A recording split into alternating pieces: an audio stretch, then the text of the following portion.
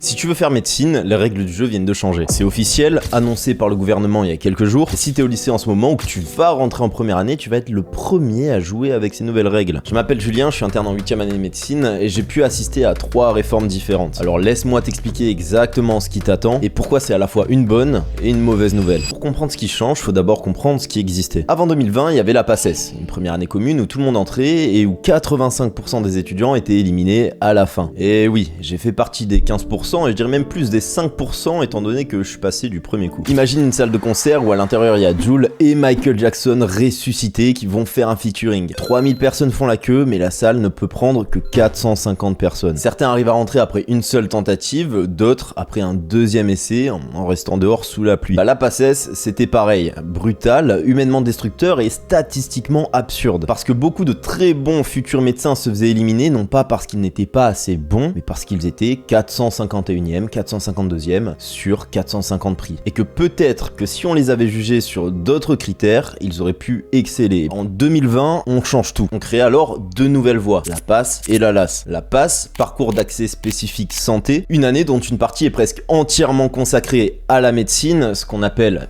une majeure, et une autre toute petite matière secondaire qu'on appelle une mineure. Puis la LAS, licence accès santé, où tu fais une vraie licence biologie, droit, psychologie, avec en parallèle des cours de médecine qui te donnent potentiellement droit de candidater à la fin de l'année. L'idée derrière cette réforme, diversifier les profils, ne plus tout miser sur une seule année de concours giga brutal. Le résultat de cette réforme 5 ans après, mitigé. En fait, le système était tellement compliqué que même les lycéens les plus déterminés ne savaient pas quelle voie choisir. Ils n'arrivaient pas à comprendre. Rien qu'en Ile-de-France, il y avait 100 parcours différents. Comment choisir entre une LAS droit à Paris 1 et une LAS biologie à Paris 7 si tu veux faire médecine ? Personne ne savait. Et selon les universités, les chances de rentrer en médecine différaient. Ça variait simplement du simple au triple. Le même niveau de travail, des résultats totalement différents. Point qui, pour le coup, on ne pouvait pas enlever à la PACES, c'est qu'on mettait tout le monde sur un même pied d'égalité. Résultat, en avril 2026, le gouvernement tire la sonnette d'alarme. L'annonce est officielle au moment où je te parle, c'est la fin de la PASS et de la LAS. Pour une nouvelle voie qui s'appelle, pour l'instant, on sait pas. Le nom a pas encore été annoncé. Ce qui te dit déjà quelque chose sur le niveau de préparation du truc. Mais moi j'ai l'habitude, toi ça te choque. Pas moi, ça fait 8 ans qu'à chaque fois qu'on se mange une réforme, et je m'en suis mangé des trucs, le Covid, les EDN, à chaque fois qu'on se tape un truc comme ça, c'est toujours au dernier moment qu'on apprend les choses. Mais voilà ce qu'on sait. Tout d'abord, très important, ce sera une seule voie, unique, pour tout le monde. Plus le choix entre une PASS, une LAS, non. Tu veux faire médecine, pharma, kiné, dentaire, sage-femme, tu vas dans cette voie-là. C'est tout. Deuxièmement, cette année elle sera structurée en 3 parties. La première partie, les sciences de la santé. Tout ce qui est fondamental pour comprendre le corps humain, la biologie cellulaire, la physiologie, les bases de l'anatomie, bref, c'est dense, c'est exigeant, mais c'est aussi ce qui te prépare à la suite de nos études. La deuxième partie, une discipline complémentaire. Tu choisis une licence qui existe déjà, biologie, droit, psychologie, soins infirmiers même. L'idée, c'est que tu ne passes pas une année entière à ne penser qu'à la médecine. Tu développes une vraie culture générale en parallèle. La troisième partie, les compétences humaines. Communication, éthique médicale, psychologie de la relation soignant-soigné. Ce que les études de médecine ont beaucoup trop négligé et que les patients reprochent souvent aux médecins. Et tu seras classé en fin d'année sur l'ensemble des 3 parties. Pas uniquement sur la partie médecine. Tes notes en biologie compteront, tes notes en relation patient-soigné compteront aussi. Ce sera alors une espèce de vision globale de ce que tu es et pas uniquement une représentation de ta capacité à retenir 400 pages de biologie cellulaire. Et comme la PACES, t'auras